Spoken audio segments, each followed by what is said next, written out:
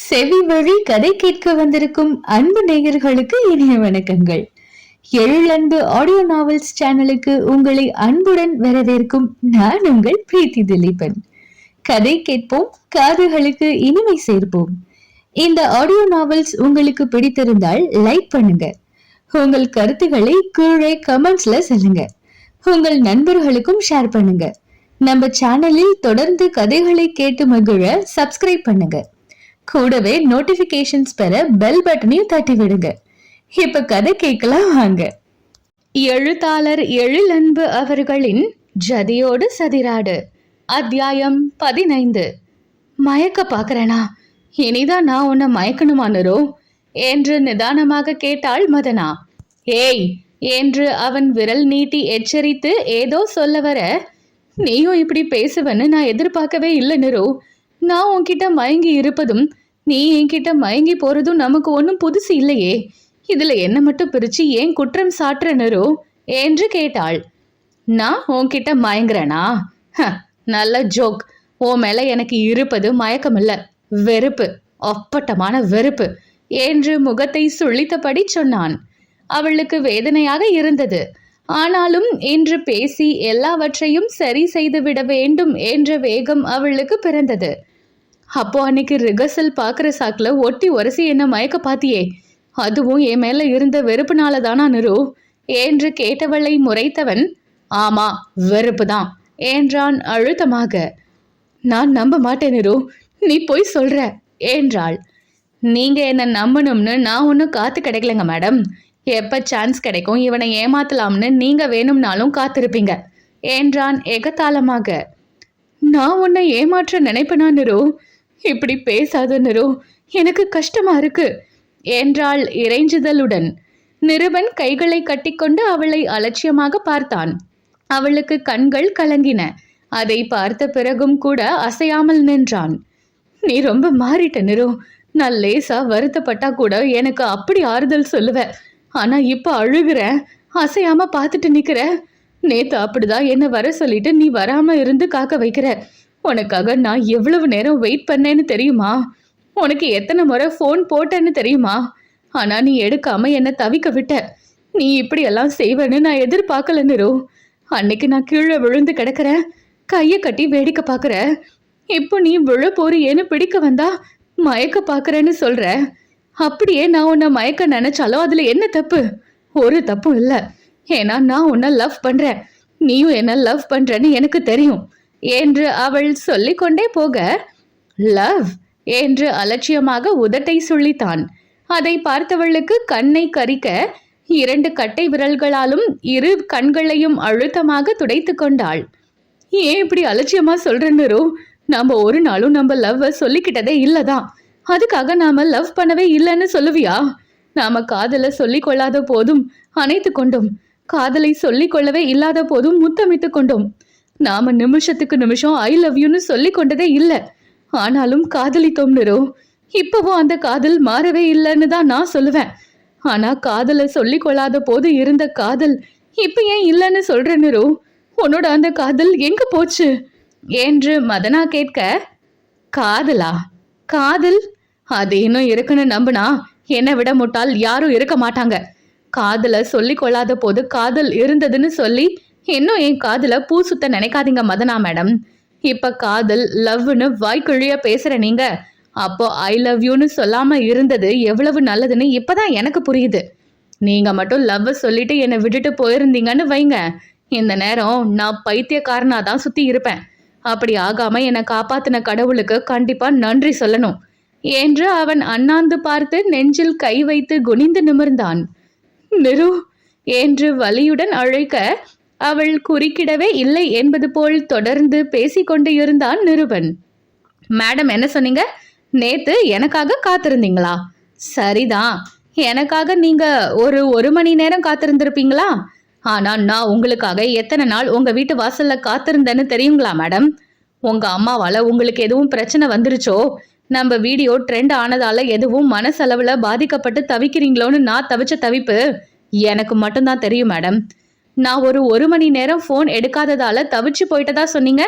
ஆனா நான் உங்களுக்கு பல நாட்கள் ஃபோன் போட்டு உங்ககிட்ட பேச முடியாம துடிச்சு போனனே, அதையெல்லாம் எந்த கணக்குல சேர்க்கறது மேடம் என்று கேள்வி கேட்டவனுக்கு பதில் சொல்ல முயன்றாள்.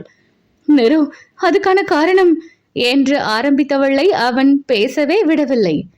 நீங்க சொன்னீங்களே சொல்லாத காதல், அது நம்ம 2 பேருக்கும் இடையில இருக்குன்னு நம்பிதான் நாயா பேயா உங்க வீட்டை சுத்தி சுத்தி வந்தேன். ஆனா நீங்க கிளிக்கு ரெக்க முளைச்சிருச்சு பறந்து போயிருச்சுன்னு சொல்ற மாதிரி கண் காணாம பறந்து போயிட்டீங்க. எதுக்காக? பணம் புகழ தேடி. இப்ப வந்து லவ்னு கதை விடுறீங்களே மேடம், உங்களுக்கே இது வேடிக்கையா இல்ல? 5 வருஷத்துக்கு அப்புறமும் நானே தான் உங்ககிட்ட முதல்ல பேச வந்தேன் மேடம். சொல்லாத காதல் என் மேல இருப்பதா சொல்ற நீங்க ஏன் என்ன தேடி வரல? உங்க சொல்லாத காதல் எங்க போச்சு மேடம்? இங்கயா என்றவன் நாக்கை நீட்டி வழிப்பதாக காட்ட அதை பார்க்க முடியாமல் இறுக கண்களை மூடிக்கொண்டாள். நிரு, ப்ளீஸ் அப்படி செய்யாத, அசிங்கமா இருக்குடா. நான் உன்கிட்ட சொல்லாம போனது தப்புதான், உன்கிட்ட திரும்பி வராததும் தப்புதான். ஆனா அதுக்கெல்லாம் காரணம் இருந்தது நிரு. அன்னைக்கு நம்ம வீடியோ ட்ரெண்ட் ஆன பிறகு என்ன ஆச்சு தெரியுமா என்று ஆரம்பித்தாள். அன்னைக்கு என்னாச்சுன்னு எனக்கு தெரிய வேண்டாம் மேடம், தெரிந்து கொள்ள எனக்கு விருப்பமும் இல்லை. நீங்க விளக்கம் சொல்லி அதை நான் கேட்கும் நேரமெல்லாம் எப்பொழுதோ கடந்து விட்டது மேடம். இனி நீங்க விளக்கம் சொன்னாலும் அதை நான் கேட்க தயாரா இல்லை. காலம் கடந்த விளக்கத்துல கடமை இருக்குமே தவிர உயிர்ப்பு இருக்காது. செத்து போன ஒரு விஷயத்துக்கு உயிர் கொடுக்க நினைச்சு நீங்க உங்க டயத்தை வேஸ்ட் பண்ண வேண்டாம் மேடம் என்றான் முகத்தில் அடித்தது போல். ஐயோ நிரு என்று அவள் முகத்தை இரு கையாலும் மூடிக்கொண்டு அழ அவளின் அழுகையை இரக்கமே இல்லாமல் பார்த்தான் நிருபன். ஆக்டர் மேடம், இது ஒன்றும் ஷூட்டிங் ஸ்பாட் இல்லை, என்னோட டான்ஸ் ஸ்டுடியோ. இங்க உங்க ஆக்டிங் திறமைய காட்டாம டான்ஸ் திறமைய மட்டும் காட்டினா நல்லது என்று அவன் உணர்ச்சி இல்லாமல் சொல்ல அவளுக்கு மேலும் மேலும் கண்ணீர் பெருகி கொண்டு வந்தது. ஆனால் தன் கண்ணீரையும் நடிப்பு என்கின்றானே என்று உயிர் வலியுடன் நினைத்து கொண்டவள் வேகமாக கண்ணீரை துடைத்து கொண்டாள். தங்களுக்கு இடையே இப்படி ஒரு சூழல் ஏன் வந்தது என்ற கேள்வி எழுந்த அதே நேரத்தில் இந்த சூழல் மாறவே செய்யாதா என்ற ஏக்கமும் வந்தது. அதே ஏக்கத்துடன் தன்னவனை பார்த்தாள் மதனா. அவளின் ஏக்கம் சுமந்த விழிகளை கண்டாலும் தன் கைகளை கால் சட்டை பையினுள் விட்டு கொண்டு கல்லாய் இறுகி நின்றான் நிருபன். நேரமாகுது மேடம், டான்ஸ் ரிகர்சல் ஆரம்பித்தா நல்லா இருக்கும் என்று உணர்வுகள் துடைத்த குரலில் நிருபன் சொல்ல மறுபாய் தலையை அசைத்தாள் மதனா. டான்ஸ் ஆடும் மனநிலையில நான் இல்ல என்றாள் கரகரத்த குரலில்.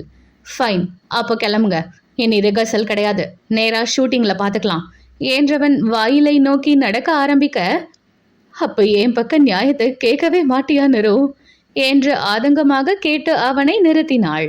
அவளின் பக்கம் திரும்பி பார்க்காமலேயே அப்படியே நின்றவன், இதுதான் லாஸ்ட் வார்னிங், மாஸ்டர்னு மரியாதையா கூப்பிட்டா மட்டுமே நீங்க நடிக்க போற படத்துல கொரியோகிராஃபி பண்ணுவேன், இல்லனா இந்த படத்துல இருந்து விலகி போய்கிட்டே இருப்பேன்.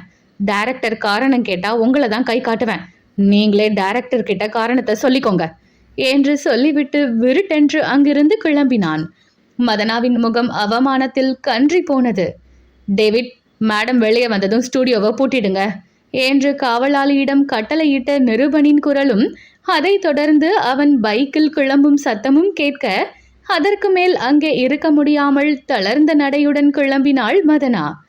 2 நாளைக்கு வீட்ல இரே நிரு என்ற அன்னையை இயலாமையுடன் பார்த்தான் நிருபன். தொடர்ந்து 3 நாள் ஷூட்டிங் இருக்குமா? இந்த புது படத்தோட ஷூட்டிங்கே பாட்டில் இருந்து தான் ஆரம்பிக்க போறாங்க. நான் முன்னாடியே நல்லபடியா பண்ணி தரேன்னு டேட் கொடுத்துட்டேன். என்னை நம்பி எல்லாரையும் ரெடியாகி வர சொல்லி இருப்பாங்க. நான் மட்டும் போகலனா ஷூட்டிங் எடுக்கிறதுல பிரச்சனை ஆகிரும். எவ்வளவு பேர் உழைப்பு, எவ்வளவு நஷ்டம் ஆகும் தெரியுமா? எல்லாம் சரிதான் இரும், ஆனா நம்ம வீட்டு சூழல் இப்படி ஆகும்னு நாம நினைச்சோமா? இப்பதான் கொஞ்சம் கொஞ்சமா நடக்க ஆரம்பிச்ச மனுஷன் இப்படி விழுந்து தலையில அடிபடும்னு நினைச்சே பார்க்கலையே. 2 நாளா ஹாஸ்பிட்டல்ல இருந்துட்டு இப்பதான் வீடு வந்திருக்காரு. அவரை எப்படி தனியா பார்த்துக்க போறேனோன்னு நினைச்சாலே பயமா இருக்கு. நான் ஏற்கனவே அப்பாவை பார்த்துக்க ஒரு ஆளை ஏற்பாடு பண்ணிட்டேமா. அவங்க நாளையில இருந்து வேலைக்கு வருவதா சொல்லி இருக்காங்க. இன்னைக்கு ஒரு நாள் நீங்க பார்த்துக்கோங்க. அவசர ஹெல்ப்புக்கு நம்ம வீட்டு வாட்ச்மேனை கூப்பிட்டுக்கோங்க. நானும் முடிஞ்ச வர சீக்கிரம் வர பார்க்குறேன் என்றான் நிருபன். சரிப்பா, அப்படியே நான் சொன்ன விஷயத்தையும் யோசிச்சு பாரு என்று பத்மா சொல்ல, அம்மா என்று குரலை உயர்த்தினான் மகன். சும்மா குரலை உயர்த்தியே சாதிக்காம நான் சொன்னதுக்கு சீக்கிரம் ஒரு முடிவை சொல்லு. அப்பா நல்லா இருக்கும்போதே உனக்கு ஒரு நல்லது பண்ணி பார்க்க ஆசைப்படுறேன். நம்ம வீட்டு நிலைமையை யோசிச்சு முடிவு பண்ணு என்று சொல்லிவிட்டு பத்மா அங்கிருந்து நகர நிருபன் சில நொடிகள் அப்படியே தலையில் கை வைத்து அமர்ந்து விட்டான். சில வலிகள் வருத்தங்கள் அவனின் நெஞ்சம் முழுவதும் அடைத்து கொண்டு இருந்தன. அதிலிருந்து மீள முடியாமல் மூச்சு முட்டி போயிருந்தான். ஒரு முடிவை எடுக்க சில நொடிகள் போதும். ஆனால் அதை செயல்படுத்தும் போது எதிர்கொள்ளும் சவால்களை சமாளிக்க மனதிடம் தேவைப்படுகிறது. அந்த மனதிடம் இல்லை என்றால் சிறு சவால்கள் கூட பூதாகரமாக மிரட்டவே செய்யும். அதிலும் சில வழிகளை கடந்து அந்த சவால்களை எதிர்கொள்வது கத்தி மேல் நடப்பது போல்தான். சற்று சறுக்கினாலும் நம்மையே பதம் பார்த்துவிடும். நிறுவனம் இப்போது அந்த நிலையில்தான் இருந்தான் என்பதை அறியாமல் ஒரு முடிவு எடுத்தே ஆக வேண்டும் என்று அவனின் அன்னை வலியுறுத்தி கொண்டே இருந்தார். அந்த நெருக்கடி கொடுத்த அழுத்தம் வேறு அவனை பிடித்து அழுத்தி கொண்டு இருந்தது. எந்த ஒரு நிலையான முடிவும் எடுக்க முடியாமல் தடுமாறும் நெஞ்சத்துடன் அமர்ந்திருந்தவனுக்கு அழைத்தான் மிதுன். அழைப்பை ஏற்றவன், சொல்லு மிதுன் என்றான். மாஸ்டர், ஷூட்டிங்க்கு நேரமாச்சு. டைரக்டர் நீங்க இன்னும் வரலையான்னு கேட்டுட்டு இருக்காரு என்றான் மிதுன். ஆக்ட்ரஸ் எல்லாம் வந்துட்டாங்களா என்று நிருபன் விசாரிக்க, மதனா மேடம் வந்து மேக்கப் போட்டுட்டு இருக்காங்க என்றான். ஓகே, கிளம்பி வரேன், டைரக்டர் கிட்ட சொல்லு என்று அழைப்பை துண்டித்துவிட்டு கிளம்பினான். வெளியே கிளம்பும் முன் தந்தையின் அறைக்கு சென்றான். தலையில் கட்டுடன் கட்டிலில் உறங்கிக் கொண்டு இருந்தார் சதாசிவம். பக்கவாதம் வந்து உடல் ஓரளவு தேரவும் பிசியோதெரபி செய்து இப்போதுதான் சிறிது சிறிதாக நடக்க ஆரம்பித்து இருந்தார். ஆனாலும் கால்களுக்கு முழு பலன் இன்னும் வந்திருக்கவில்லை. 2 நாட்களுக்கு முன் நடந்து பார்க்கும்போது தடுமாறி விழுந்திருந்தார். தலையில் அடிபட்டு ரத்தம் வந்து இருக்க 2 நாட்கள் மருத்துவமனையிலிருந்து சிகிச்சை எடுத்துக்கொண்டு முதல் நாள் இரவுதான் வீடு வந்து சேர்ந்திருந்தார். 2 நாட்களும் நிருபனுக்கும் நல்ல அலைச்சல். மருத்துவமனை, வீடு, ஷூட்டிங் என்று சுழன்று கொண்டு இருந்தான். அதனாலேயே மதனாவை இரவு நடன ஒத்திகைக்கு வர சொல்லி இருந்ததை மறந்திருந்தான். அவள் அழைத்த போது ஞாபகம் வந்திருந்தாலும் வேண்டுமென்றேதான் அவளின் அழைப்பை ஏற்காமல் இருந்தான். ஒரு நாள் தனக்காக அவளும் காத்திருந்து பார்க்கட்டுமே என்ற வீம்பு தலை தூக்கியதின் விளைவு. அலைச்சலும் சோர்வும் ஆட்கொண்டதின் விளைவாகத்தான் நடனம் ஆடும்போது தடுமாறி இருந்தான். அன்று அவனுக்கும் மதனாவுக்குமான பேச்சு ஏற்படுத்திய தாக்கம் அவன் தலையில் அணிவகுத்து வர, அதற்கு தடை விதிப்பது போல் சதாசிவத்தின் இரும்பல் சத்தம் அவனை நிகழ்வுக்கு கொண்டு வந்தது. தந்தையின் அருகில் சென்று அவரின் நெஞ்சை நீவி விட்டான். இரும்பல் வந்ததும் உறக்கம் கலைந்த சதாசிவம் மகனிடம் தண்ணீர் கேட்டு ஜாடை காட்டினார். கட்டில் பக்கத்தில் இருந்த பிளாஸ்கில் வெது வெதுப்பான நீர் இருக்க அதை எடுத்து டம்ளரில் ஊற்றி தந்தையை தூக்கி அமர வைத்து தண்ணீரை சிறிது சிறிதாக புகட்டினான். தண்ணீர் குடித்ததும் இருமல் சற்று மட்டுப்பட்டு இருக்க அவரின் நெஞ்சை நீவிவிட்டு மீண்டும் படுக்க வைத்தான். மகன் வெளியே செல்வது போல் கிளம்பி இருப்பதை அவர் கேள்வியாக பார்க்க, ஷூட்டிங் இருக்குப்பா, போயிட்டு வந்துடுறேன், நீங்க நல்லா ரெஸ்ட் எடுங்க, தனியா நடக்க முயற்சி பண்ணாதீங்க என்றான்.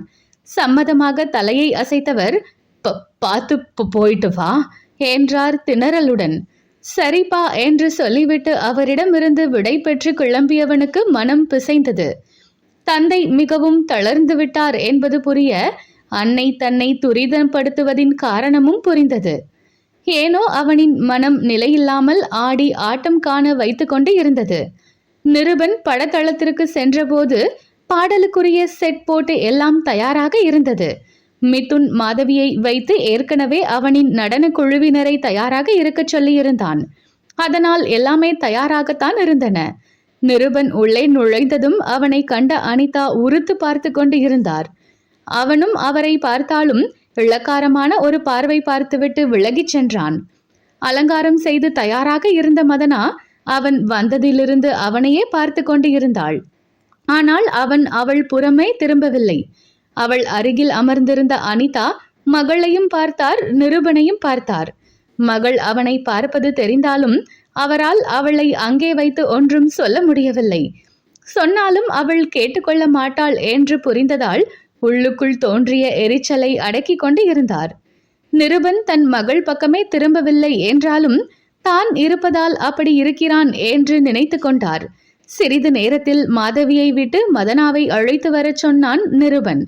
மதனா வந்து நின்றதும், ஷூட்டிங் ஆரம்பிக்கிறதுக்கு முன்னாடி லைட்டா ரிஹர்சல் பாத்துக்கிறீங்களா, இல்ல நேரா ஷூட்டிங்க்கு போக சொல்லிடலாமா மேடம் என்று கேட்டான். மூன்றாம் மனிதனாய் அவன் யாரிடமோ பேசுவது போல் பேச அவளுக்கு வருத்தமாக இருந்தாலும் அதை வெளியே காட்டிக்கொள்ளாமல் ஷூட்டிங் போயிடலாம் மாஸ்டர் என்றாள். மாஸ்டர் என்று திணறியபடி அழைத்தவளை சலனமே இல்லாமல் பார்த்துவிட்டு படத்தின் இயக்குனரிடம் பேச சென்றான். சிறிது நேரத்தில் படப்பிடிப்பு ஆரம்பிக்கப்பட்டது. ஒரு நாள் மட்டுமே ஒத்திகை பார்த்திருந்தாலும் மதனா சற்றும் சொதப்பாமல் ஆடினாள். அதனால் அதிக டேக் வாங்காமலேயே படப்பிடிப்பு நடந்து கொண்டு இருந்தது. இடையில் உடை மாற்ற மதனா சென்றிருந்த போது நிருபன் ஓய்வாக அமர்ந்திருக்க அவனின் அருகில் மெதுவாக வந்து ஒரு இருக்கையில் அமர்ந்தார் அனிதா. நிருபன் மிதுனிடம் பேசிக்கொண்டு இருக்க அவரை நிருபன் கவனிக்கவில்லை. மிதுன் பார்த்துவிட்டு இருந்தவன் மாஸ்டர் என்று அழைத்து அனிதாவை சுட்டி காட்ட அவரை திரும்பி பார்த்துவிட்டு மீண்டும் மிதுனிடம் பேச ஆரம்பித்து விட்டான். அவன் வெளிப்படையாக தன்னை அலட்சியப்படுத்தியதை புரிந்ததும் அனிதா கடுகடுவென்று உள்ளுக்குள் பொரிந்து தள்ளினார். சுற்றிலும் ஆட்கள் இருக்க அவரின் கோபத்தை அவரால் வெளிப்படையாக கூட காட்ட முடியவில்லை. அவன் பேசி முடித்து வரும் வரை பல்லை கடித்து கொண்டு காத்திருந்தார். ஓகே மிதுன், நான் சொன்னதை போய் பாரு என்று அவனை அனுப்பி வைத்துவிட்டு தனது கைபேசியை எடுத்து பார்க்க ஆரம்பித்தான். என்று அனிதா தொண்டையை செரும அவன் அப்போதும் நிமிர்ந்து பார்க்கவில்லை என்றதும் அவருக்கு சுறுசுறுவென வந்தது. என்னடா பெரிய ஆளா வளர்ந்துட்டேன்னு உன்னோட துமுறுத்தனத்தை காட்டுறியா என்று அவன் பக்கம் குனிந்து அவர் ஆத்திரமாக கேட்க, டாவா மைண்ட் யுவர் வேர்ட்ஸ் என்று கண்களை உருட்டி பல்லை கடித்து கொண்டு நிருபன் எச்சரித்த விதத்தில் சற்று மிரண்டுதான் போனார் அனிதா.